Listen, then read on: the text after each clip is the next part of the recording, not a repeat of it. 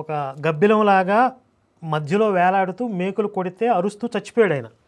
చచ్చిపోయి ఆత్మశాంతిలాగా ప్రేతాత్మలాగా అల్లాడుతున్నాడు. ఆ ప్రేతాత్మకి ఇలాంటి వికృత చేష్టలు అంటే బాగా నచ్చుతాయి. ఇలాంటి చేష్టలు ఆయన కావాలని మళ్ళీ మళ్ళీ చేపించుకుంటూ ఉంటాడు. బ్రహ్మానందం గారి ఎక్స్ప్రెషన్ నాగార్జున గారు బాగా నచ్చినట్లుగా ఈ స్కిట్లన్నీ ఆ ప్రేతాత్మ బాగా నచ్చుతాయి అనమాట. కాబట్టి ఈ చిల్లరగాళ్ళందరినీ పోగేసుకుని ఒక మతాన్ని తయారు చేశాడు. ఎవరో అర్ధాంతరంగా పోయిన ప్రేతాత్మ.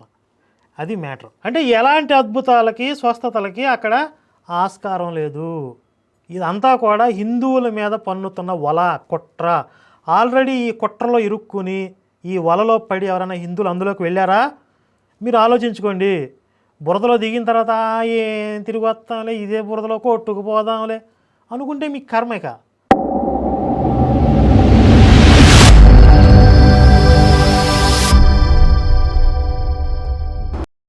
మహాదేవుడు మన రక్షకుడైనటువంటి యేసుక్రీస్తు నామంలో మీ అందరికీ వందనాలు తెలియజేస్తున్నాను.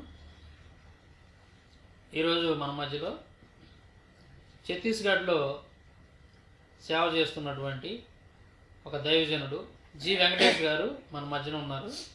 ఆయన జీవితంలో జరిగినటువంటి ఒక అద్భుతమైనటువంటి సాక్ష్యాన్ని మీ ముందుంచడానికి మరి వెంకటేష్ గారు వచ్చారు.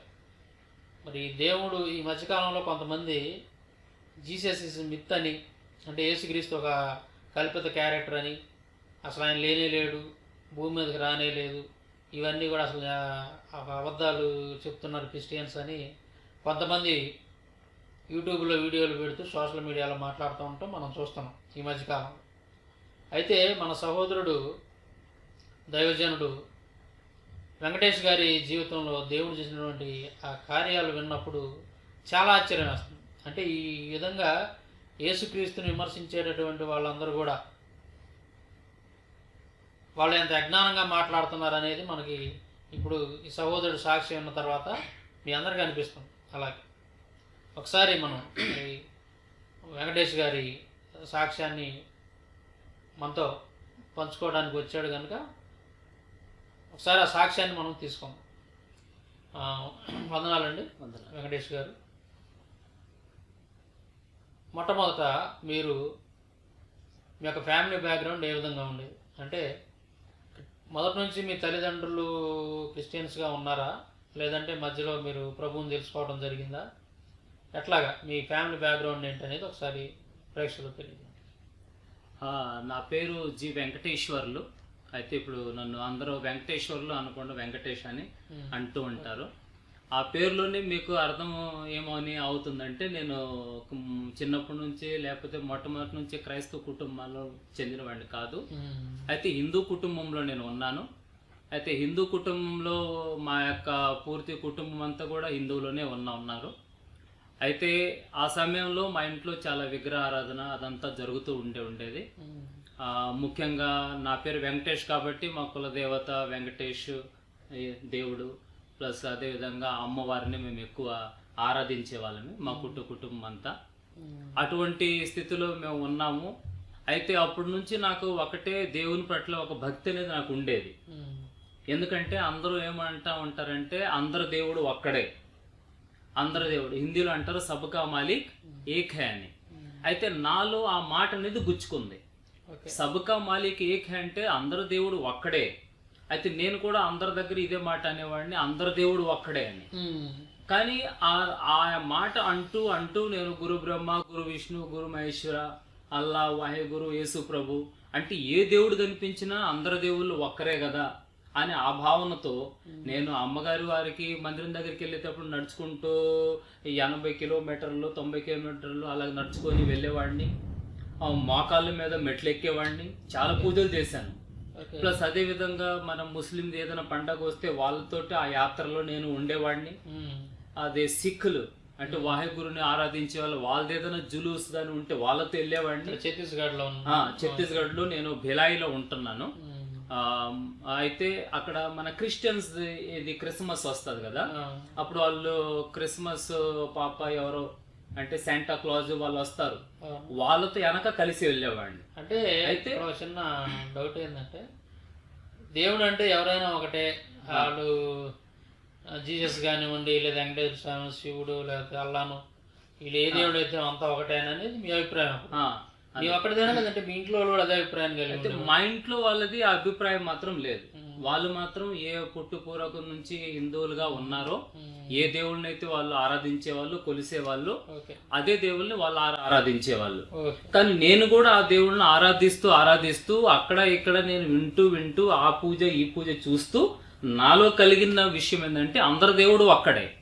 అయితే నేనేమనుకున్నానంటే అందరి దేవుడు ఒక్కడైతే ఆ ప్రార్థన చేసుకునేటప్పుడు అందరి దేవుడు పేరు ఎత్తుకొని మరి ప్రార్థన చేసుకోవాలి. అలాగని నేను ప్రార్థన చేసుకునేవాడు. కానీ ఒకరోజు నాకేమైనా ఆలోచన వచ్చిందంటే అందరి దేవుడు ఒక్కడు అని అన్నప్పుడు ఒక్కడై ఉండాలి దేవుడు. కానీ ఇక్కడ చూస్తే ఎక్కడ చూసినా దేవుళ్ళే. ఆ దేవుళ్ళని వదిలిపెట్టి ఇక్కడ ఎంతమంది బాబాలు కూడా ప్రార్థన వరుస పెట్టి మొత్తానికి దేవుడని పిలువబడుతున్నటువంటి వాళ్ళు మొత్తానికి చేసేవాడు. అయితే నేను ఈ విధంగా విగ్రహారాధికులుగా ఉన్నటువంటి మీరు మీ కుటుంబం మొట్టమొదటిసారిగా రక్షణలోకి ఎలా వచ్చారు? ప్రభువును యేసుక్రీస్తు గురించి ఎలా తెలుసుకున్నారు? అది ఎట్లా జరిగింది అసలు? మీ కుటుంబంలో మీరే తెలుసుకున్నారా లేదంటే మీ ఫ్యామిలీ మెంబర్స్ అమ్మా నాన్న ఇలాంటి వాళ్ళు ఎవరన్నా ప్రభువుని తెలుసుకుని వాళ్ళ ద్వారా వెళ్ళారా? అసలు ఏంటి, ఎలా వచ్చారు మీరు? ప్రభువుని ఎలా తెలుసుకున్నారు? ఆ సమయంలో కొంచెం మా ఇంట్లో ఫ్యామిలీ ప్రాబ్లమ్స్ అనేవి కొంచెం ఉన్నాయి. ఓకే. మా అమ్మకి మా నాన్నకి అంత ఎక్కువ పడేది కాదు. దానివల్ల ఏంటంటే మా పిల్లలకు కూడా కొంచెం ఇబ్బందులు అనేవి ఉన్నాయి. ఓకే. ఆ సమయంలో మరి మాకు గిట్టు సరిగ్గా అవ్వక గొడవలు అయినప్పుడు మా అమ్మ నేను మా చిన్న తమ్ముడు వేరే అయిపోయా మా ఇంటి నుంచి. మా నాన్న మా పెద్దన్నయ్య వదిన గారు వాళ్ళు ముగ్గురు వేరుగా ఉండేవాళ్ళు. ఛత్తీస్గఢ్లోనే ఉంటున్నాము. కానీ ఫ్యామిలీ ప్రాబ్లమ్స్ వల్ల మేము వేరు అయిపోయాం. వేరైపోయిన తర్వాత అప్పుడు 1997లో మేము వేరు అయిపోయిన తర్వాత మా అమ్మగారు అలాగనే కొంచెం పక్కన పోటాలు అవన్నీ అవుతూ ఉండేవి యేసు ప్రభు ప్రార్థనలు. అయితే అక్కడికి వెళ్ళి మనశ్శాంతి కోసం కూర్చుండేది. అక్కడ వాళ్ళు చెప్తూ ఉండేవాళ్ళు, మీరు విశ్వసిస్తే మీ ఇంటి పరిస్థితులు మారుతాయి, సమస్యలు అయిపోతాయి. అమ్మగారు ఉన్నటువంటి బాధల్ని వాటన్నిటిని వ్యక్తపరిచినప్పుడు అక్కడ దైవజనులు చెప్తూ ఉండేవాళ్ళు అనమాట, మీరు దేవుడిని నమ్ముకుంటే మీకు శాంతి కలుగుతుందని. అయితే ఆ మాటలు విన్న తర్వాత ఏం వెళ్ళి అప్పుడప్పుడు అక్కడ ప్రార్థనలలో కూర్చుంటూ మా అమ్మ విశ్వాసం అనేది పెరిగి ఇంకా మేము వేరైపోయాం కాబట్టి మా అమ్మ ఏంటంటే చర్చికి వెళ్ళడం మొదలు పెట్టింది. ఆ చర్చికి వెళ్ళిన తర్వాత మాకు ఇంటికి వచ్చి చెప్పేది మాకు. అయితే మా తమ్ముడు నేను వినేవాళ్ళం కాదు. ఎందుకంటే మేము క్రైస్తవ దగ్గరికి చర్చికి వెళ్ళాలంటే మతం మార్చే విధంగా మేము చూస్తాం. ఎందుకంటే మనం వింటూనే ఉంటాం. అయితే అప్పటి వరకు నా మనసులో ఉన్నది ఏంటంటే యేసు ప్రభు అనే దేవుడు మన ఇండియాకి చెందిన దేవుడు కాదు.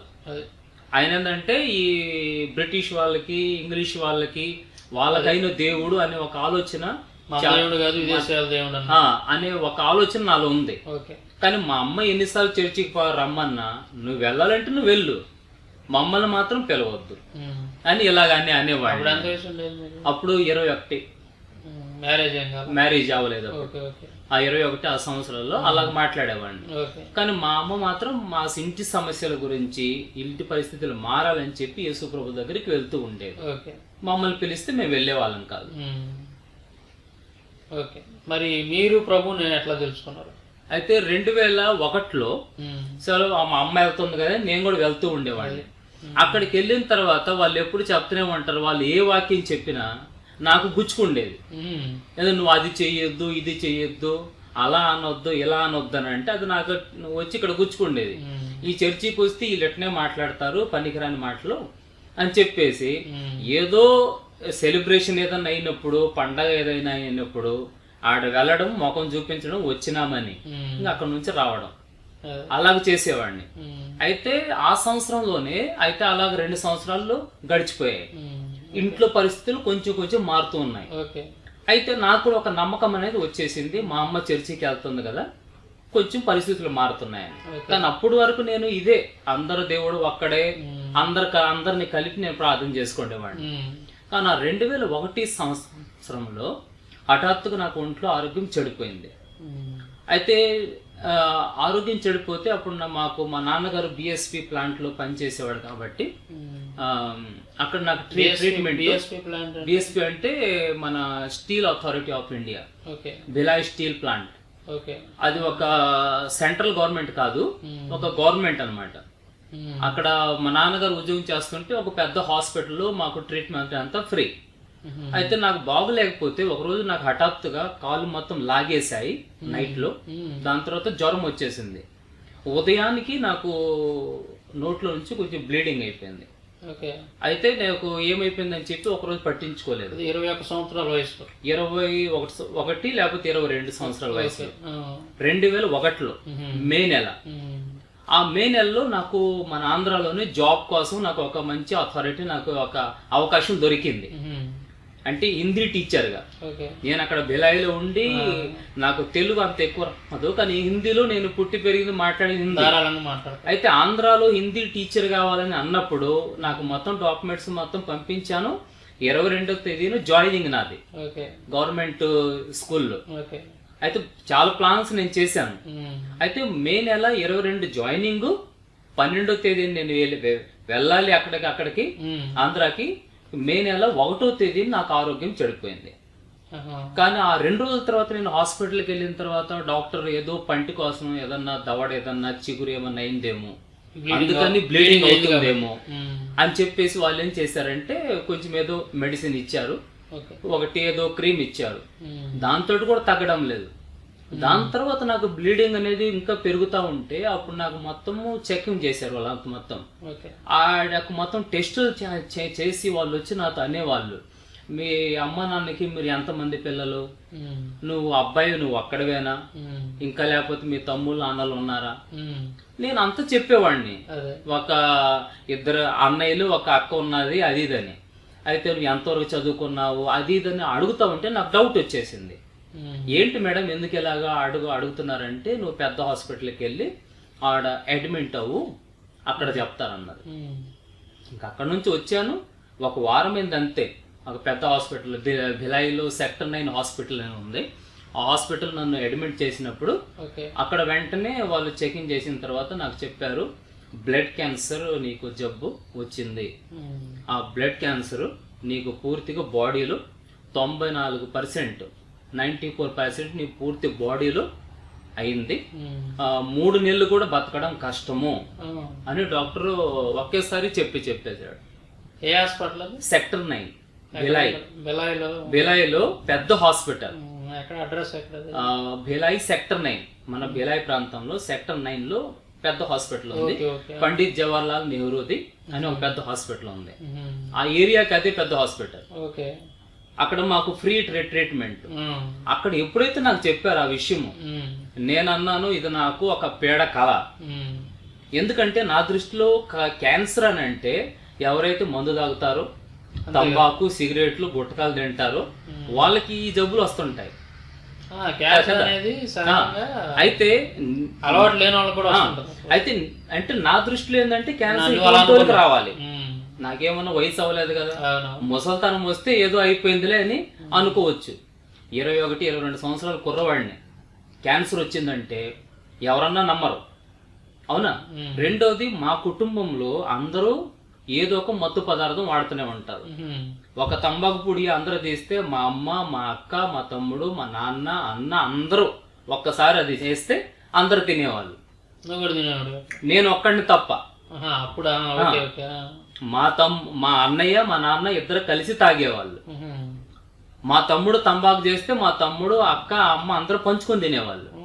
అటువంటి కుటుంబంలో ఉన్నాను. కానీ నాకు మాత్రం తంబాకు, వక్కపొడి, గుట్కాలు, సిగరెట్, సారా ఏం అలవాట్లేదు నా కుటుంబానికి. నేను చిన్నప్పటి నుంచి అంతే. అయితే నేను అనుకున్నాను, నేను ఏ నస ఏ మత్తు పదార్థాలు నేను వాడలేదు.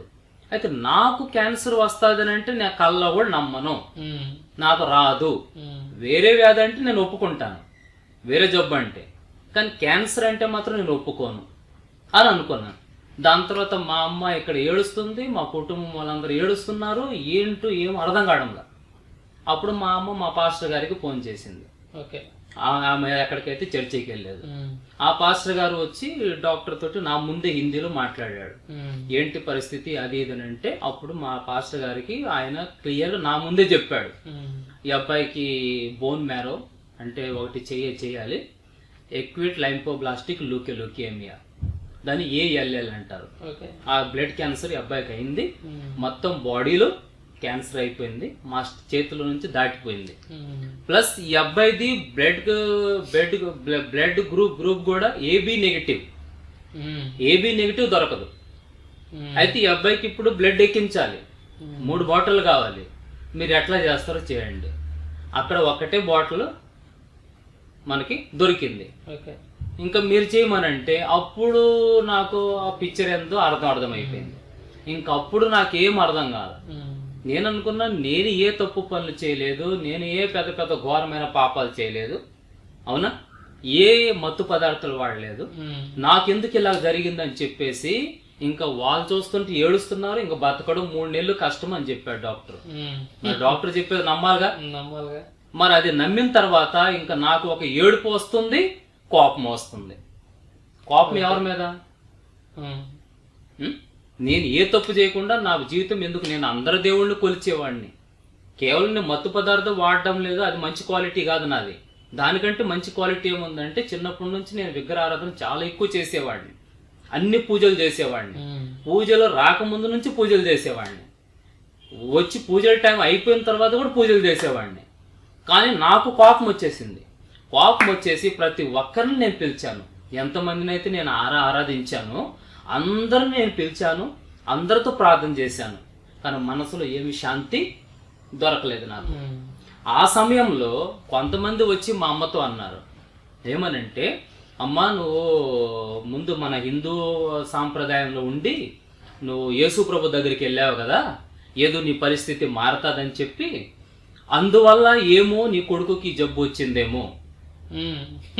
లేకపోతే మేమందరం తాగేవాళ్ళమే, ఇదిగో చూడు ఇప్పుడు కూడా దాగి ఉన్నాను నేను, మాకు రాకుండా మేము ఏ అలవాటు తాగుతున్నాము, లేనటువంటి సిగరెట్లు కోరికలు తాగుతున్నాము, గుట్కాలు తింటున్నాము, అన్ని చేస్తున్నాము, మరి మాకు రాలేదు. ఉమ్. వాళ్ళు నాకంటే వయసులో పెద్దోళ్ళు, 30-40 సంవత్సరాలు ఉంటాయి, ఉమ్. మరి మాకు రాలేదు. మరి వీడికి ఏ మత్తు పదార్థాలు అలవాట్లేదు, కానీ వీడికి ఎందుకు వచ్చింది ఉమ్. అని మా అమ్మ చెవులో వేశారు.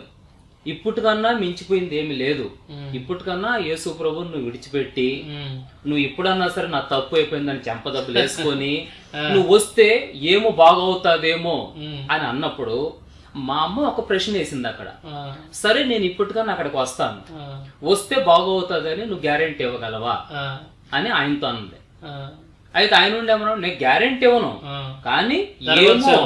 ఏమో ఇందువలనేమో వచ్చిందేమో, లేకపోతే యేసు ప్రభు దగ్గరికి వెళ్ళావు కదా, మరి నీ కొడుకు ఎందుకు ఈ విధంగా అయింది అది నువ్వు అని ఒక పాయింట్. నువ్వు క్రైస్తవంలో కాకుండా మన హిందూ మతంలోనే ఉంటే ఉంటే నీ కొడుకు ఈ రోగం వచ్చేది కదా కాదు అని అని అన్నప్పుడు నాకు కరెక్ట్ అనిపించింది ఆ మాట. ఆ. నేను కరెక్ట్ మాట అన్నాడు ఆ. అని చెప్పేసి మా అమ్మని చూశాను ఇలాగా, ఉమ్. మా అమ్మ ఏమంటదా అని. ఆ. అయితే మా అమ్మ ఉండేమన్నదంటే, అయ్యా నేను యేసు ప్రభు దగ్గరికి నేను ఏదో మా కొడుకు మా ఇంటి పరిస్థితులు మారతాయని వచ్చాను, ఉమ్. కానీ ఆయన కొన్ని మార్చి పనులు చేశాడు, కానీ ఈ విధంగా జరుగుతుందని అనుకోలేదు, ఉమ్. కానీ ఈ విధంగా జరిగింది. ఉమ్. కానీ ఇప్పుడు కూడా నేను యేసు ప్రభుతో ప్రార్థన చేస్తున్నాను, ఉమ్. నాకు మాత్రం విశ్వాసం ఉంది. అది. ఒకవేళ విశ్వాసం నా అనేది- బిడ్డని నా దేవుడు బాగు చేస్తాడు. ఉమ్. ఎందుకంటే నేను ఈయన దగ్గరికి వచ్చింది ఏదో అద్భుతాలు చూసి కాదు, ఉమ్. ఆయన యొక్క సత్యాన్ని, ఆయన యొక్క పరిశుద్ధతని నమ్మి ఉమ్. ఆయన్ని తెలుసుకొని ఆయన దగ్గరికి వచ్చాను. ఉమ్. ఇప్పుడు నా బిడ్డకు బాగలేదని చెప్పి నేను అటు ఇటు మళ్ళీ తిరగను. ఉమ్. ఆయనే నిజమైన దేవుడు. అది. ఆయన బాగు చేస్తే నా కొడుకు బాగు చేస్తాడు. ఉమ్. చెయ్యకపోతే ఒకవేళ చనిపోతే చనిపోని, ఉమ్. నేను కూడా చనిపోతాను, కానీ నా యేసు ప్రభువుని విడిచిపెట్టి నేను వెళ్ళను అన్నది దేవుని స్తోత్రం. మా అమ్మ యొక్క స్టేట్మెంట్. ఆ స్టేట్మెంట్ విన్న తర్వాత నిజంగా అలాంటి విశ్వాసం కలిగినటువంటి వాళ్ళు ఆ, వాళ్ళ జీవితాల్లో అద్భుతాలు ఆ, ఖచ్చితంగా చూస్తారు, ఖచ్చితంగా చూస్తారు. నేను అనుకుంటాను ఆ యొక్క విశ్వాస అంటే ప్రతిఫలమే నేను ఈ విధంగా ఉన్నాను. వాస్తవం. ఎందుకంటే ఆ యొక్క మాట విన్న తర్వాత నాకు మా అమ్మ తట్టు నేను చూసి కొంచెం ఆశ్చర్యపడ్డాను. వాడేదో, ఎందుకంటే అక్కడ నేను ఉండేమనుకున్నానంటే ఈ విశ్వాసం ఏంటి, ఆయన చెప్పేది కరెక్టే, ఉమ్. కోపం కూడా వస్తుంది, ఉమ్. ఆయన చెప్పేది కరెక్టే కదా, మరి ఏమెందుకు ఇలాగ అంటున్నదని చెప్పి మా అమ్మని మెచ్చుకున్నాను, ఎంత విశ్వాసం అని. ఉమ్. అప్పటి నుంచి నేను కూడా ఆ యేసు ప్రభును ప్రార్థించడం మొదలు పెట్టాను. ఇంకొక విషయం ఏంటంటే ఇక్కడ గమనించాల్సిన విషయం, అటువంటి పరిస్థితిలో మరి వేరే ఇంకెవరైనా ఉంటే సహజంగా కామన్గా అనుకునేది ఏంటంటే, నేను యేసుక్రీస్తుని నమ్ముకున్నాను కదా, ఆయన విశ్వసించాను కదా, మరి ఆయన దగ్గరికి వస్తే నాకు ఈ విధంగా నా బిడ్డకి ఈ విధంగా చేయటం ఏంటి మేమేదో నమ్ముకొని వస్తే ఏదో మాకు మేలు చేస్తాడు. వాస్తవంగా అది ఆయన చేసింది కాదు. మనుషులకు వచ్చే రోగంతో దేవునికి ఆయన కొన్ని కల్పించుకున్నాడు, అంతేగాని అన్ని కల్పించుకోడు. అన్నిటికి సంబంధం ఉండదు. మనకి మన శారీరక రీత్యా కానీ లేదంటే కొన్ని విధాలుగా మానవులు అన్నాక రోగాలు అనేవి వస్తుంటాయి కాబట్టి ఆ విధంగా నీకు వచ్చింది. అది ఆయన రప్పించాడని మనం చెప్పలేం కదా. అదే కానీ సహజంగా మానవుల యొక్క స్వభావం ఏంటంటే అలా అనుకుంటారు ఇది దేవుడు మరి ఎందుకు ఇది రాకుండా చేయొచ్చు కదా, రాకుండా. ఎందుకంటే ఈ మాట ఎందుకు అడుగుతున్నానంటే, అంటే అలాంటి పరిస్థితిలో కూడా మీ అమ్మగారు చెక్కు చెదరని విశ్వాసంతో నిజంగా దేవుని పట్ల అంతటి విశ్వాసాన్ని కలిగి ఉందంటే చాలా గొప్ప విషయం. అలాంటి ఆ విధంగా అందరూ ఉండరు. ఎందుకంటే ఈ మధ్యకాలంలో కరుణాకర్ సుబ్బన్ అనే ఒక వ్యక్తి ఒక క్రైస్తవంలో నుంచి బయటకు వచ్చానని చెప్పుకుంటున్నటువంటి ఒక సహోదరుతోటి, కామాక్షి ఎస్తేర్ అనేటువంటి ఒక సహోదరుని తీసుకొచ్చి ఇంటర్వ్యూ చేశాడు. యూట్యూబ్లో ఉంది ఆ వీడియో. అక్కడ మనకు తెలిసింది ఏంటంటే, ఆవిడ కొన్ని రకాలైనటువంటి ఇబ్బందులు ఆమె జీవితంలో రావటం వల్ల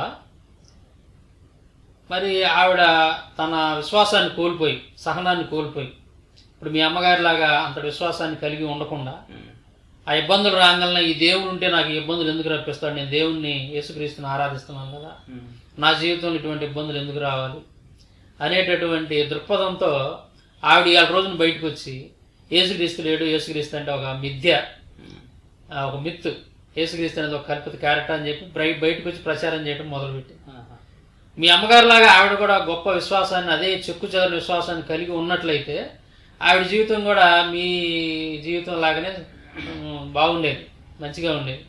కానీ ఆవిడ ఆ సహనాన్ని కోల్పోయి యేసుక్రీస్తుని ఆయన అసలు లేనేలేడు అని చెప్పేటటువంటి స్థాయికి వచ్చి ఆ విధంగా తప్పుడు ప్రచారం చేయడం అనేది మొదలు పెట్టింది. సో ఎందుకంటే ఈ మాట ఎందుకు చెప్పానంటే, మీ అమ్మగారి యొక్క విశ్వాసం ఆ విషయం విన్న తర్వాత నేను రీసెంట్గా చూసినటువంటి కామాక్షి అలియాస్ ఎస్తేర్ గారి ఆ జీవితంలో ఉన్నటువంటి ఆ సంఘటన, ఆవిడ యొక్క మాట్లాడిన విధానం అనేది నాకు గుర్తొచ్చింది. కాబట్టి రెండింటిని నేను పోల్చాను అన్నమాట. ఈ విషయంలో చూస్తే మీ అమ్మగారు చాలా గొప్ప విశ్వాసురాలు. మీ అమ్మగారే కాదు, ఈ సందర్భంగా నేను చెప్పేది ఏంటంటే, క్రైస్తవులందరికీ కూడా, ప్రతి ఒక్కరికి కూడా వారి జీవితాల్లో ఏదో ఒక టైం అనేది ఇలాంటి సందర్భాలు వస్తాయి. అవి దేవుడు ఎందుకు చేశాడు, దేవుడు కల్పించుకోవచ్చు కదా అని మనం అనుకుంటాం. దేవుని సంబంధం లేకపోయినా సరే మనం తీసుకునే కొన్ని తప్పు నిర్ణయాల వల్ల కానీ, లేదంటే మనం చేసిన కొన్ని పొరపాట్ల వల్ల కానీ మన ఆరోగ్యం చెడిపోయే ఎలాంటి ఏదైనా జరిగినప్పుడు సహజంగా దేవునికి లింకు పెట్టి దేవుడిని నిందిస్తూ ఉంటాం. అది కరెక్ట్ పద్ధతి కాదు. మనకి ఎటువంటి ఇబ్బందులు వచ్చినా, ఎటువంటి కష్టాలు వచ్చినా, నష్టాలు వచ్చినా జీవితంలో మనం దేవుని యందు విశ్వాసం అనేది కోల్పోకుండా ఇంకా ఎక్కువగా ఆయన్ని ప్రాధేయపడుతూ వాటి నిమిత్తం ప్రార్థన చేస్తూ ఉంటే ఖచ్చితంగా దేవుడు సహాయం చేస్తాడు. ఆ ఇబ్బందులు, ఆ కష్టాలు, నష్టాల్లో నుంచి మనం బయటేస్తాడు అని చెప్పడానికి ఎటువంటి సందేహం లేదు. దానికి మీ యొక్క సాక్ష్యమే ఉదాహరణ అని నేను అనుకుంటున్నాను. చెప్పండి. ఆ తర్వాత మరి ఎందుకంటే ఇప్పుడు మనం వింటాం మన క్రైస్తవులలో కూడా దేవుని దగ్గరికి వచ్చిన తర్వాత కొన్ని పరీక్షలు అనేవి వస్తాయి. కానీ ఆ పరీక్షలు ఏదో మన జీవితాన్ని పాడు చేయాలని కాదు, కానీ ఆ పరీక్షలు వచ్చాయంటే దానికి అర్థం ఏదో ఒక ఆశీర్వాదం పొందుకోవాలని. ఆ మాటని మా అమ్మ గ్రహించుకుంది. మా లేదు మా అమ్మగారు ఏం చదువుకోలేదు అసలు ఇప్పటి వరకు. ఇదే బాగా చదువు అనేది లేనటువంటి అటువంటి విశ్వాసాన్ని, గొప్ప విశ్వాసాన్ని కలిగి ఉంది. ఇక్కడ చూస్తే పెద్ద గొప్ప చదువులు చదువుకొని US లో ఉండి వచ్చినటువంటి ఆవిడ పాపం విశ్వాసాన్ని కోల్పోయింది. చాలా విశ్వాసానికి చదువు ముఖ్యం కాదు, అది ఆత్మతో సంబంధించి. అంటే సత్యం తెలుసు. వీళ్ళు ఏంటంటే చదువుకున్న వాళ్ళు అంటే కొంచెం ఎక్కువ తెలుసుకోవడం కానీ, ఆలోచించడం కానీ అటువంటి విధానం కొంచెం తెలిసి ఉంటది కాబట్టి. కానీ మీ అమ్మగారికి అసలు చదువు అనేది లేకపోయినప్పుడు కూడా అంత గొప్ప విశ్వాసాన్ని కలిగి ఉండి అసలు చాలా గొప్ప విషయం. అయితే మా అమ్మగారిని ఒక విషయంలో నేను మెచ్చుకోవాలి. మా అమ్మ ప్రార్థన యోధ, ప్రార్థనలో చాలా ఉండేది. అంటే నాకు ఈ విధంగా జరగక ముందు మా అమ్మ చర్చికి వెళ్ళేది కదా, మరి అక్కడ మరి మీ బిడ్డలకు ప్రార్థన చేయాలి, మీ ఇంటి స్థితుల గురించి ప్రార్థన చేయాలని వాళ్ళు చెప్తారు కదా. చెప్తే నైట్ పూట రాత్రి 3 గంటలకు లేసేది. లేచి మేమిద్దరం, నేను మా తమ్ముడు వేరైపోయిన తర్వాత మేము పండుకొని ఉంటే మా దగ్గరకు వచ్చి ఏడుస్తూ కన్నీటితోటి ప్రార్థన చేసేది, మా తల మీద చేయి పెట్టి. నీకు నాకు జరగక ముందు ఆమె చర్చికి వెళ్ళేది కదా 1998 నుంచి. 2001లో నాకు బాగలేదు. ఈ 3 సంవత్సరాలలో ఆమె చర్చికి వెళ్ళి వచ్చి బిడ్డలకు ప్రార్థన చేయండి అని చెప్తారు. అయితే ఆమె 3 గంటలకు లేచి ప్రతిరోజు మా ఇద్దరు తమ్ముళ్ళ మీద, అంటే నా మీద నా తమ్ముడి మీద చేయి పెట్టి ప్రార్థన చేసేది. అయితే ఆమె ఏడుస్తూ ఉంటే ఆమె కన్నీరు మొత్తం మా మీద కారేది ఇక్కడ నుంచి.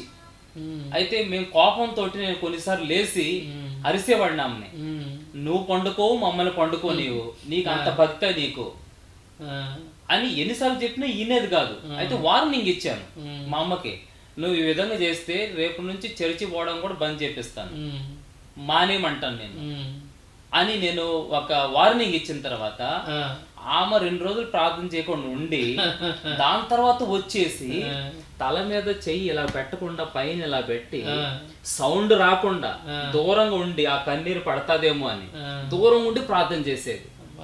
అయితే అయినా కానీ నాకు కొంచెం మెలకు వచ్చి నేను మా అమ్మని చూసేవాడిని. అని ఎంత నేను వార్నింగ్ ఇచ్చినా, ఎంత నేను అరిసినా గానీ ఆమె ప్రార్థన మాత్రం మానుకోవడం లేదు. అంటే ఎంత ఆమెకి విశ్వాసము నా బిడ్డల జీవితాలు మారుతాయని, అంటే నా బిడ్డలు ఆశీర్వదింపబడాలని ఆమెకు ఒక ప్రార్థన యోధురాలు. ఆ ప్రార్థన యొక్క యోధురాలు కాబట్టే ఈ రోజు ఆమె ప్రార్థన వల్ల నేను నా కుటుంబం ఆశీర్వదింపబడ్డా. వాక్యం కూడా ఏం చెప్తుందంటే వేకువని లేచి తన బిడ్డల కొరకు కుటుంబం ప్రార్థన చేయాలి స్త్రీ. అది చాలా గొప్ప ఆశీర్వాదం, చాలా గొప్ప ఆశీర్వాదం ఉంది. కాబట్టి మీ అమ్మగారు అది తూచ తప్పకుండా పాటించింది, అది చాలా ఆశీర్వాదకరం. ఎందుకంటే మా అమ్మగారు కూడా మా తమ్ముడు విషయంలో అతను కొంచెం స్టార్టింగ్లో కొంచెం చెడు వ్యసనాలకు అలవాటు పడినప్పుడు మా అమ్మగారు దాదాపు 2 గంటలు ప్రేయర్ చేశారు. అద్భుతంగా దేవుడు ఆ ప్రార్థన విని మా తమ్ముడు జీవితాన్ని మార్చాడు. ఈరోజు నా తమ్ముడు కూడా నీలాగే గొప్ప సాక్షిగా ఉన్నాడు. అట్లాగా అది ఎంతో గొప్ప కార్యం. కుటుంబంలో ఉన్నటువంటి ప్రతి స్త్రీ కూడా వారి బిడ్డల భర్త నిమిత్తం, వారి బిడ్డల నిమిత్తం ఆ విధంగా వేకువని లేసి దేవునికి మొరపెట్టడం అనేది ఎంతో ఆశీర్వాదకరం, ఎంతో ఆశీర్వాదకరం. ఇప్పుడు చెప్పినట్టు మీ తమ్ముడు గారు ఆ విధంగా కదా, అప్పుడు మా గురించి ఎందుకు మా అమ్మ ప్రార్థన చేసేది, నాకు ఒక ఉద్యోగం లేదు. మా తమ్ముడు ఉంటే మా తమ్ముడు కూడా అదే రౌడీతనం చేసేవాడు, గంజాయి తాగి సారాయి తాగి డబ్బులు లేకపోతే ఎవరినన్నా బ్లేడ్ తోటి కొట్టేసి అదే డబ్బులు లాక్కుని వచ్చి తాగేవాడు.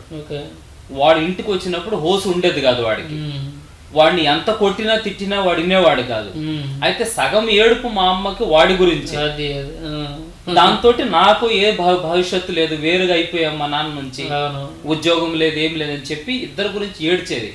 కానీ ఇప్పుడు మా తమ్ముడు అనే మీరు అన్నారు కాబట్టి చెప్తాను, ఆ స్థితిలో ఉండే మా తమ్ముడు ఏ రౌడీతనంలో ఎప్పుడు ఎక్కడ ఎవరి చేతిలో చనిపోయేవాడు, రాత్రికి కత్తులు తీసుకుని వస్తే మా అమ్మ నేను వాడిని దాపెట్టి బాత్రూమ్ లో వెనక నుంచి పంపించేసి ఆంధ్రాకి పంపించేసాం.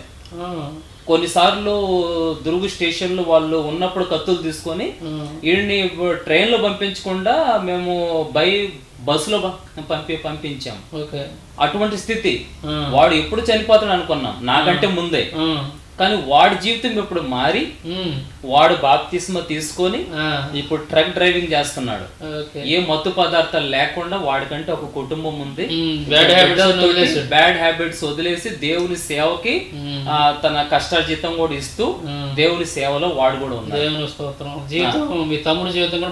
మా అమ్మ యొక్క ప్రార్థనలు ఉన్నాయి కదా, ఆ పట్టుదల కన్నీరు ప్రార్థన అది చాలా మా జీవితంలో మేము అనుభవించాం. అది ఇప్పుడు మీరు చెబుతుంటే మా అమ్మగారు గుర్తొచ్చారు. ఇట్లా ఎంతో మంది, మనమనే కాదు బయటికి రానటువంటి ఇలాంటి చరిత్రలు చాలా ఉన్నాయి. క్రైస్తవ కుటుంబాల్లో ఇటువంటి చరిత్రలు అనేవి చాలా ఉన్నాయి. అయితే ఇప్పుడు మనం ఎక్కడ ఆగిపోయామంటే మీ యొక్క వ్యాధి వచ్చిందని చెప్పి ఆ హాస్పిటల్లో నాకు ఎప్పుడైతే ఆ విషయం చెప్పారని చెప్పాను కదా, నాలాంటి వాడికి రాకూడదు ఆ జబ్బు. అయితే అక్కడ క్యాన్సర్ హాస్పిటల్ పోయిన తర్వాత నాకు తెలిసింది ఎవరికన్నా వస్తుంది ఇది, చాలా క్యాన్సర్లు ఉన్నాయి, 107, 108, చిన్నపిల్లలకు కూడా వచ్చాయి. కొంతమంది 58 అంటారు, చాలా క్యాన్సర్లు ఉన్నాయి. అయితే వాళ్ళు చిన్నపిల్లలు అక్కడ నేను హాస్పిటల్కి వెళ్ళి నేను చూశాను, 3 నెలల పిల్లల నుంచి కూడా క్యాన్సర్ ఉంది. అప్పుడు నాకు అర్థమైపోయింది మత్తు పదార్థాల వల్ల కూడా క్యాన్సర్ వస్తాయి, కానీ మత్తు పదార్థాలు లేకుండా కూడా క్యాన్సర్లు వస్తాయి. ఈ రోజు క్యాన్సర్ కి ట్రీట్మెంట్ ఉంది అంటే 90%, నేను అనుకుంటే 75% ఈ రోజు క్యాన్సర్ కి ట్రీట్మెంట్ ఉంది. కానీ నేను చెప్పే విషయం ఎప్పుడుదంటే 2001 మొదటి దశ, రెండో దశ వరకు ట్రీట్మెంట్. 2001లో క్యాన్సర్ అంటే సగం ప్రాణం పోయేది, అది కూడా లాస్ట్ స్టేజ్ అంటే ఇంకా మనిషి చనిపోయినట్టే కదా. అప్పుడు సరైన మెడిసిన్ లేవు, సరైన హాస్పిటల్స్ కూడా లాస్ట్ స్టేజ్ అంటే బ్రతకడు అంతే. కానీ ఈ మధ్య రీసెంట్లీ కూడా ఒక అబ్బాయికి ఇదే క్యాన్సర్ అయితే నేను వెళ్ళి కొంచెం చెప్పాను కూడా. అయితే ఆ అబ్బాయి కొంచెం బాగయ్యి మళ్ళీ రివర్స్ వచ్చేసి 2 రోజులు చనిపోయాడు. అంటే ఈ రోజు కూడా ఆ క్యాన్సర్ అంటే చాలా భయంకరమైన వ్యాధి. కానీ 17 సంవత్సరాల ముందు విషయం నేను చెప్తున్నాను, 2001లో. అయితే ఈ విషయం తెలిసినప్పుడు అప్పుడు క్యాన్సర్ అంటే వెంటనే అనుకునే వాళ్ళు ఇంక ఈ అబ్బాయి బతకడు.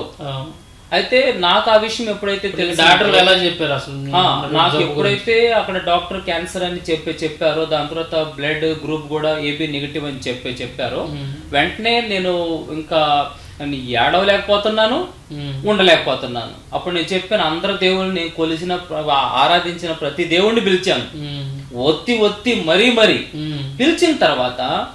కానీ నాకు ఈ దేవుళ్ళందరి మీద కోపం రావాలి, ఎందుకంటే ఇలా పూజ నేను చేశాను, నా టైం ఇచ్చాను, నేను కష్టపడ్డాను, నా శరీరాన్ని పాడు చేసుకున్నాను.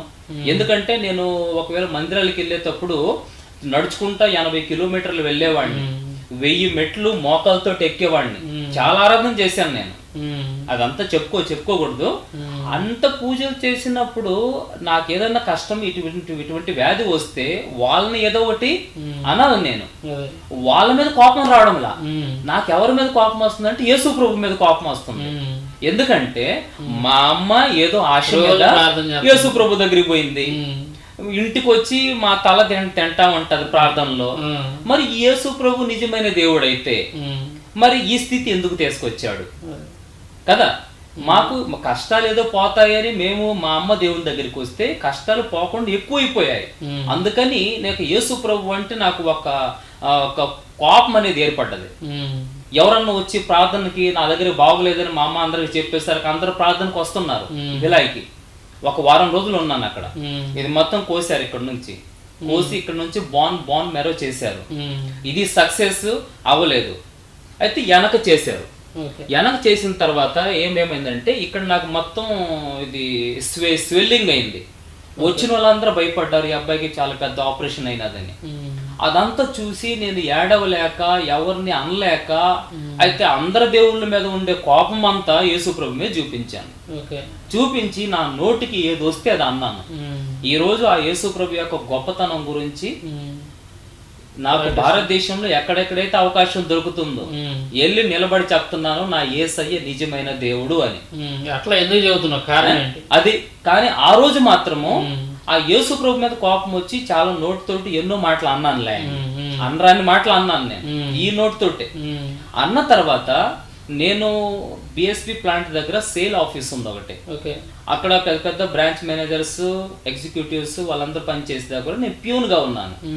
వాళ్ళందరూ నా దగ్గరికి హాస్పిటల్కి వచ్చేసి ఈ హాస్పిటల్ నుంచి పెద్ద హాస్పిటల్కి తీసుకెళ్తే ఏమో బాగో అవుతుందని చెప్పేసి వాళ్ళు అక్కడ పెద్ద డాక్టర్తో మాట్లాడి ఇక్కడ నుంచి నన్ను బాంబే టాటా మెమోరియల్ హాస్పిటల్, క్యాన్సర్ది పెద్ద హాస్పిటల్, ఓన్లీ క్యాన్సర్ అది, అక్కడికి నాకు ఇక్కడ నుంచి రెఫర్ చేసి పంపించారు. 2 లక్షలు క్యాష్ శాంక్షన్ చేయించి. నేను అక్కడికి వెళ్ళేటప్పుడు ట్రైన్ లోనే నాకు వొమిటింగ్స్, ఉల్టీలు ఏమంటారు మన తెలుగులో, వాంతులు ఇవి అయిపోయాయి.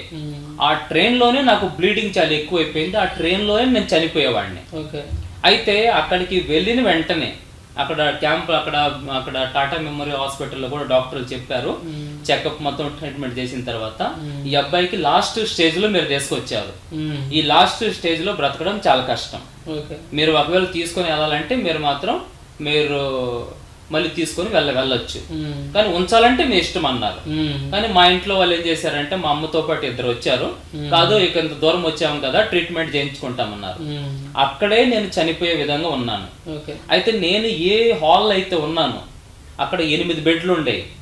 దాంట్లో చూస్తున్నాను 60% క్యాన్సర్ వాళ్ళు, 50%, 70, 80, 90 అలాగున్నారు. అయితే ప్రతిరోజు నాది 94.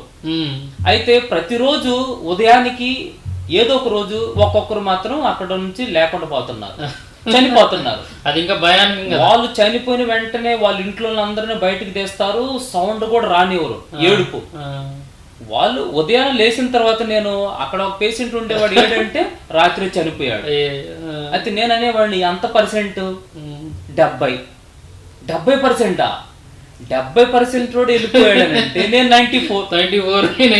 నేను ఇంకెంత మరి నేను వెళ్ళాలి ముందు, ఆయన వెళ్ళాడండి. అయితే ఆయన వెళ్ళినప్పుడు నెక్స్ట్ నంబర్ నాదే నీదే కదా అని చెప్పేసి రోజు చావు అనేది ఏంటో నన్ను అడిగితే నేను చెప్పగలను. ఎందుకంటే ఒక మనిషికి చెప్పారనుకో నువ్వు రేపు చనిపోతావు అని అంటే అతను ఏం చేస్తాడు, ఈ రోజు నుంచే చనిపోయేటటువంటి జీవితం జీవిస్తాడు. చాలా కదా, రేపు చనిపోతావు అంటే ఇప్పటి నుంచే చనిపోయినట్టే కదా. తినలేడు, సంతోషంగా ఉండలేడు, నవ్వలేడు, మొత్తం మనసులో పడిపోతాడు.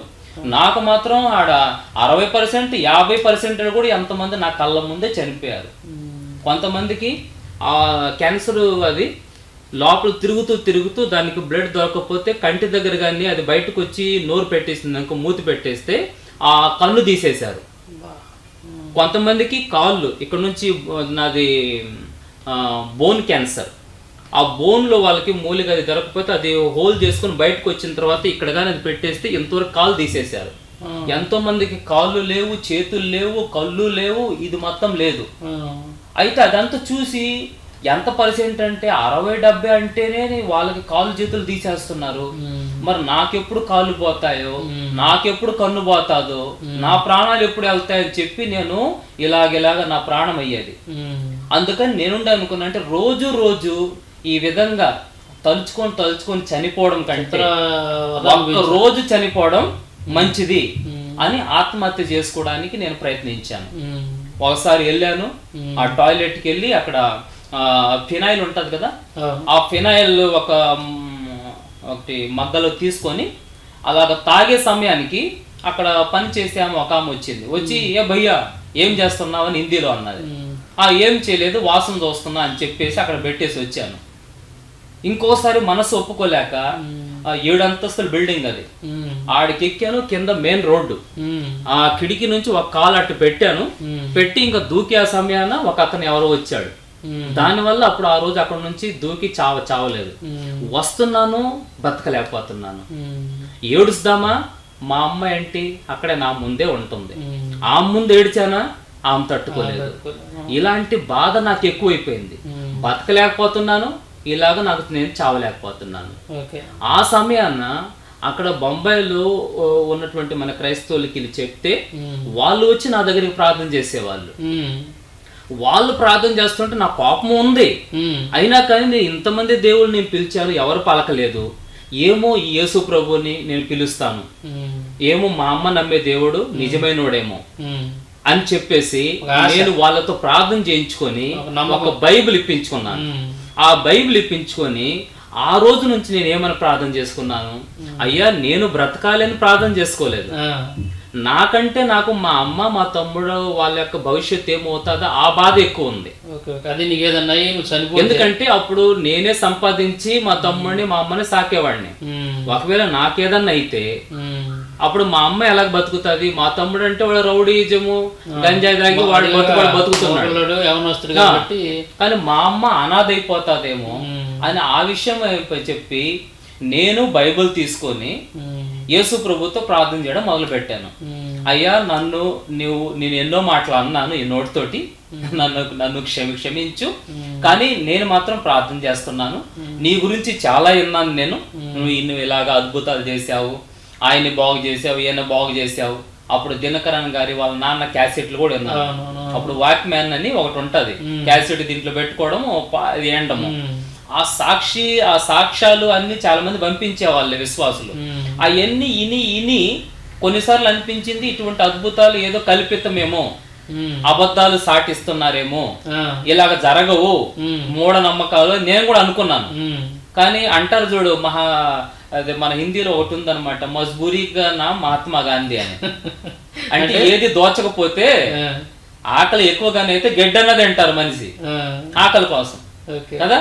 అయితే ఆ సమయంలో మరి నాకు ఇది ఒకవేళ కల్పితమని అనిపించిన, అబద్ధాలని అనిపించిన, కానీ ఆయన మీదనే నమ్మకం ఉంచాలి అని నాకు ఒక ఆశ పుట్టింది. బాకీ నేను కొలిసే దేవతలు, దేవుళ్ళ మీద నాకు ఆశ అనేది లేదు, అంతటితో పోయింది. ఏ జవాబు నాకు దొరకలేదు.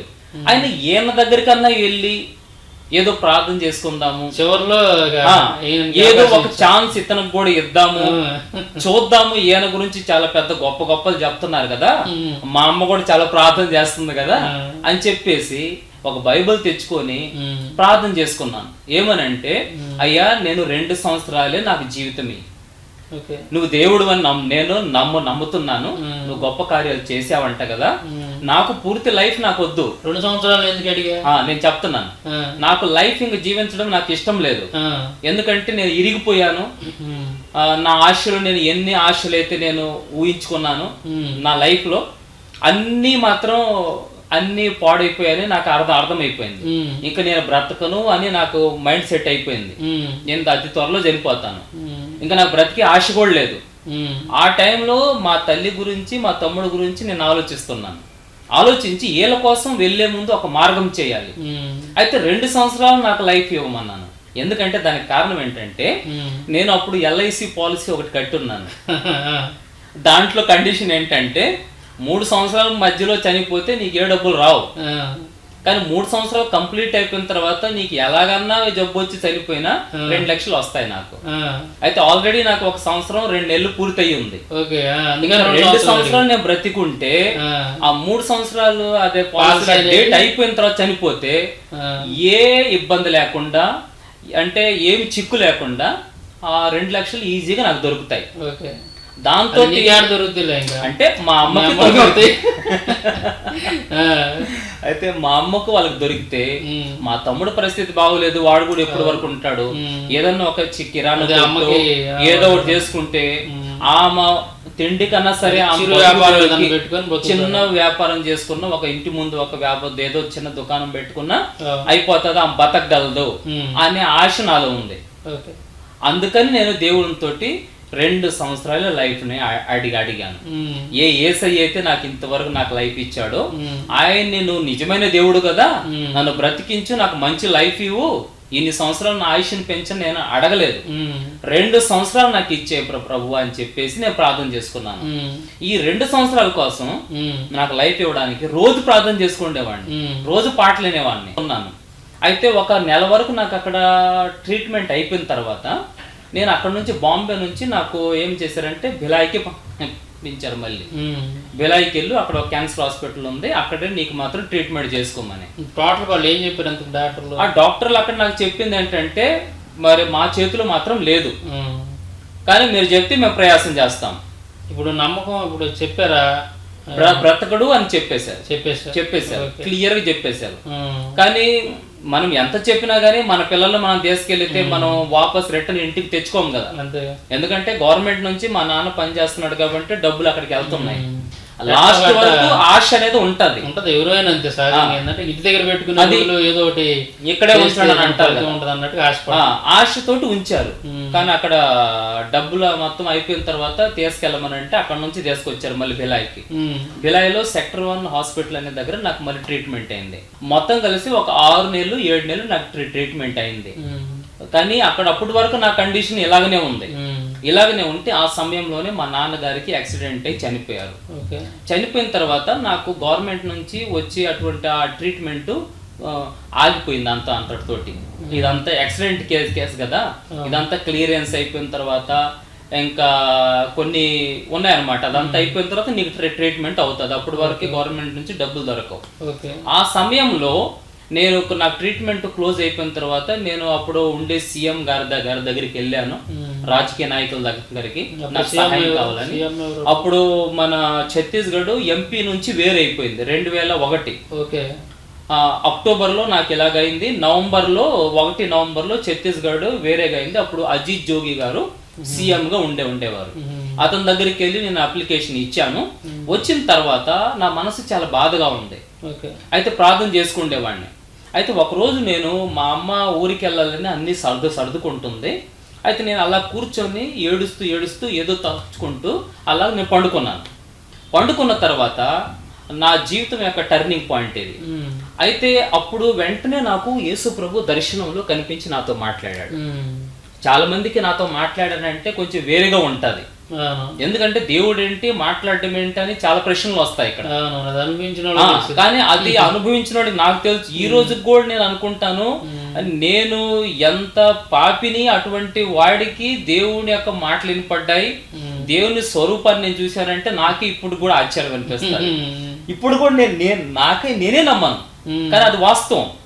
ఎందుకంటే సత్యం నాలో ఉంది కాబట్టి, మీకు కనిపిస్తుంది కాబట్టి. అయితే ఆ రోజు నేను కళ్ళు మూసుకొని పండుకున్న తర్వాత నా దగ్గరికి ఆయన వచ్చాడు. ఒక తెల్లని ఒక అంటే ఒక రూపం అనేది ఉంది. ఆయన వచ్చి నాతో మాట్లాడాడు. నీ ప్రార్థన విన్నాను నేను, నువ్వు ఇక మీదట ట్రీట్మెంట్ మాత్రం నువ్వు చేయించుకోవద్దు, నువ్వు ట్రీట్మెంట్ ఎంతోటితోటి మానే, నేను నిన్ను మందులు లేకుండా బాగు చేస్తాను అని అన్నాడు. అయితే ఈయనెవరు నా దగ్గరికి వచ్చి మందులు లేకుండా బాగు చేస్తానని నేను కూడా మాట్లాడాను. అద్భుతమైన విషయం ఏంటంటే ఆయనే నాతో మాట్లాడలేదు, నేను కూడా ఆయనతో మాట్లాడాను.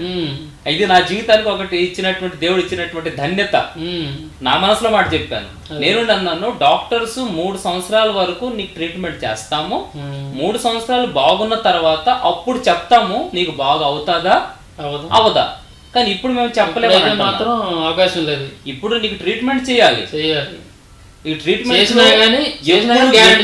ట్రీట్మెంట్ లో ఎప్పుడు ఏమవుతుందో చెప్పలేము, కానీ 3 సంవత్సరాల తర్వాత మేము గ్యారంటీ చెప్తాము నువ్వు బాగా అవుతావా అవవా, అప్పుడు బతుకుంటే.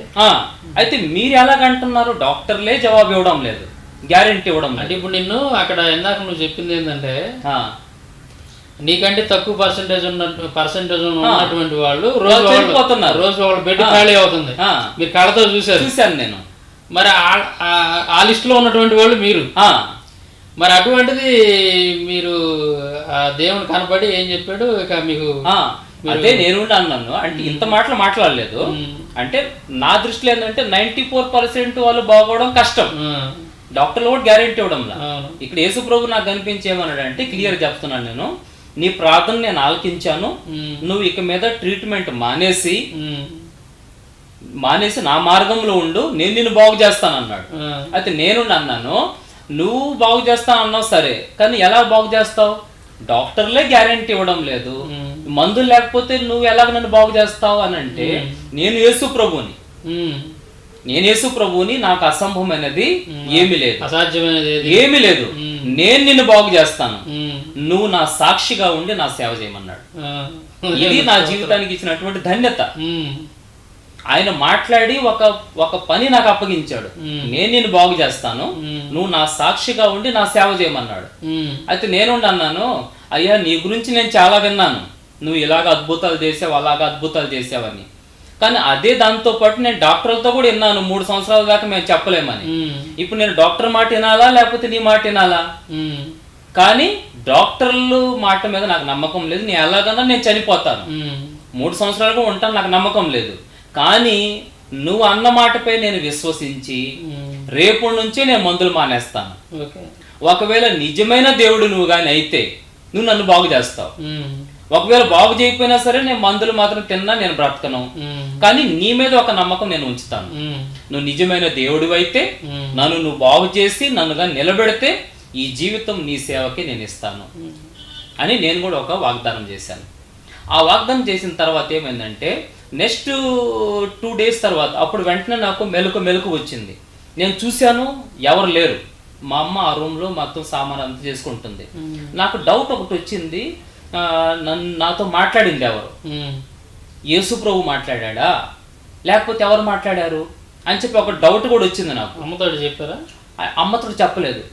అయితే అమ్మ ఊరికి వెళ్ళి వచ్చింది ఒక వారం తర్వాత.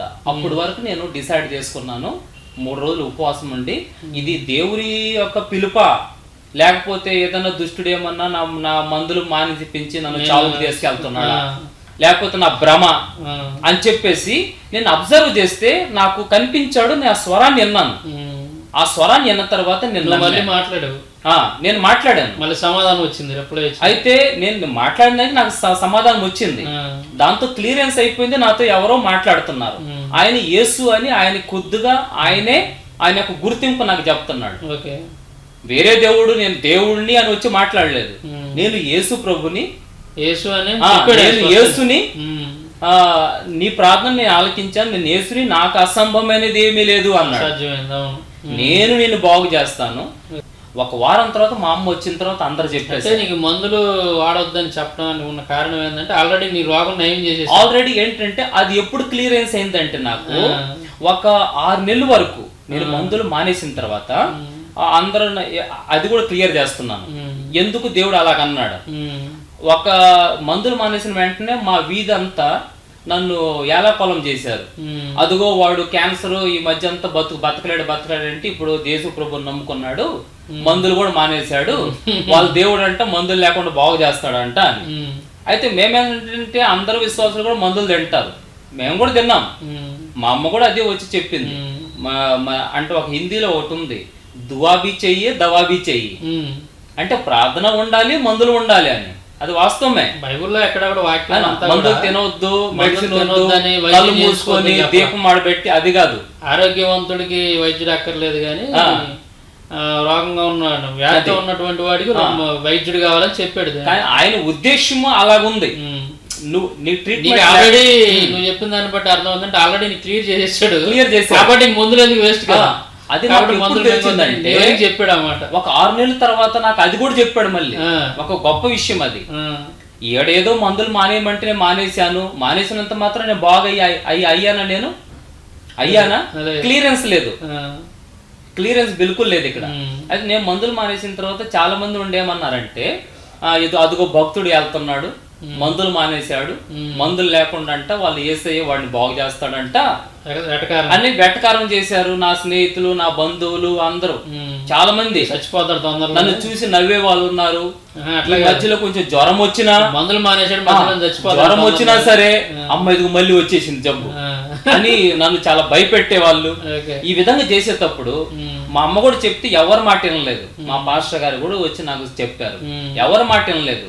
ఆయన నిజమైన దేవుడు అయితే నాకేం కాదు, ఆ దర్శనం ఆయనదే అయితే నేను మాత్రం చావను అని ఒకటే మాట చెప్పాను. ఇంకా అప్పటి నుంచి కంటిన్యూ నా ప్రార్థన అనేది పెరిగింది. అప్పటి వరకు నా ప్రార్థన ఎక్కువ ఇది లేదు. స్వరం విన్నాను, అప్పుడు నా విశ్వాసం అనేది బలపడ్డది. నిజమైన దేవుడు ఆయనే. ఆ స్వరంలోనే ఆ యొక్క బలము, ఆ యొక్క అభిషేకం నాలోకి వచ్చినంత ఫీల్ అయింది. ఇప్పుడు మీ అమ్మగారి స్పందన ఎలా ఉంది? అప్పుడు నువ్వు బాగా ప్రార్థన అయితే మా అమ్మ వచ్చి చెప్పింది, అయ్యా మందులు కూడా తినాలి, ప్రార్థన కూడా కావాలి. కానీ మా అమ్మకి నేను చెప్పాను, నువ్వు నమ్ముతున్నావు కదా దేవుడిని, నీకు విశ్వాసం ఉందా? మా అమ్మ అంది విశ్వాసం ఉంది. అయితే నాకు కూడా ఉంది విశ్వాసం, నువ్వు ఉంచు, నేను ఉంచుతా. ఇప్పుడు సంతోషపడి ఉంటుంది. అసలు ముందు నువ్వు ప్రేయర్లోకి వచ్చేసరికి సంతోషపడ్డది. ఇంకా మేమిద్దరు కలిసి ప్రార్థన చేసేవాళ్ళం. కానీ మా అమ్మ కూడా ఒక భయం అనేది ఉంది, ఎందుకంటే మెడిసిన్ మానేశాడు, ఏమవుతుందా, బాగు చేస్తాడు. ఆ దర్శనం అనేది నువ్వు అనుభవించావు, నాకు తెలియదు. నేను అనుభవించాను కదా. ఎవరికన్నా ఈ రోజు కూడా చెప్తే కొంతమంది అంటారు ఏమని, కల్పితమని. అవునా? సరిగా నమ్మరు, ఎందుకంటే నేను చూశాను కాబట్టి, ఆ స్వరాన్ని నేను విన్నాను కాబట్టి నేను ఎంతమంది మధ్యలో నేను చెప్పగలను. ఆ అనుభవం నాకే తెలుసు. ఇప్పుడు కూడా ఆ యొక్క అనుభవం నేను ఫీల్ చేస్తే నాకు అనుకుంటాను, అయ్యా నాకు ఇచ్చినటువంటి ధన్యత అని కదా. దేవుడు అనేవాడు మనం పిలిచినప్పుడు వచ్చేవాడు కాదు. ఆయన ఎవరితో మాట్లాడాలని ఆయన అనుకుంటాడో ఆయన వచ్చి మాట్లాడతాడు.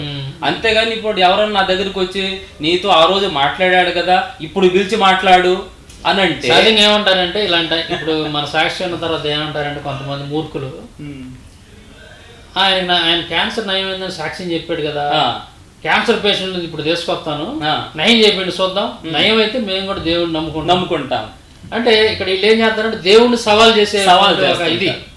దేవుడు ఎక్కడ కూడా నేను అద్భుతాలు సూచక్రియలు చేస్తాను కానీ, అన్ని సమస్తం చేయగలను కానీ నన్ను పరీక్షించడానికి నాకు సవాల్ చేస్తే నేను ఆ కార్యం జరిగిస్తానని ఎక్కడ చెప్పలేకపోయి చేయడు కూడా. ఇప్పుడు మనం దేవుని సృష్టించలా, దేవుని మనం సృష్టించి ఆయన గీసిన గిరిలో మనం కూర్చోవాలి తప్ప మనం ఒక గిరి గీసి నువ్వు వచ్చి ఆ గిరిలో కూర్చోని అంటే ఆ చేతులు కట్టుకుని వచ్చి కూర్చోడు. లేదు, అది మూర్ఖత్వం. సహజంగా మన క్రైస్తవులు కూడా ఒక వర్గం ఉంది, స్వస్థతలు లేవు, జబ్బులు, ఈ చెయ్యి లేదు, చెయ్యి వచ్చేటట్టు చేయండి చూద్దాం, దమ్ముంటే రండి సవాల్ అంటారు. సరే హిందువులు అన్నారంటే అది వేరే విషయం. కొంతమంది మూర్ఖులు ఉన్నారు, వాళ్ళు కూడా అదే, అంటే వాళ్ళ జీవితాల్లో ఆ విశ్వాసం అనేది లేకపోవడం వల్ల అటువంటి కార్యాలు వీళ్ళు చవిచూడరు. ఆ కార్యాలు చూసినటువంటి వాళ్ళు మీలాంటి వాళ్ళు చెప్పేటప్పుడు ఏంటంటే మేము క్యాన్సర్ వాళ్ళని తీసుకొస్తాం, కుంటి వాళ్ళని తీసుకొస్తాం, గుడ్డి వాళ్ళని తీసుకొస్తాం, ఏది ప్రార్థన చేయి మీ దేవుడు న్యాయం చేస్తాడని చూద్దాం అంటారు. అది ఎంత ఆశాస్పదంగా ఉండదు, నవ్వు వచ్చింది. దేవుడు అలా చెప్పలేదు ఎప్పుడు కూడా. నువ్వు అట్లా సవాల్ చేసి నువ్వు తీసుకొచ్చి అంత ఇదిగా నా మీద ఇది చేస్తే నేను రోగం నయం చేస్తానని బైబుల్ ఎక్కడే చెప్పలేదు. దేవుడు దాన్ని యాక్సెప్ట్ చేయడు. ఆ యొక్క రోగం అనేది తలుచుకుంటే అవ్వలేదు. అవతల వ్యక్తిలో ఉన్నటువంటి విశ్వాసాన్ని బట్టి, విశ్వాస పరిమాణాన్ని బట్టి నీ యొక్క హృదయ స్థితిని బట్టి దేవుడు నీతో మాట్లాడాడు, నీకు ఆ రోగం నయం చేశాడు. అది ఈ వీడియో చూస్తున్నటువంటి వాళ్ళు కొంతమంది, ఈ స్వస్థతలు నమ్మనటువంటి వాళ్ళు, అన్యులు కొంతమంది ఎవరైనా ఉంటే ఈ విషయాలు జాగ్రత్తగా గమనించాలి.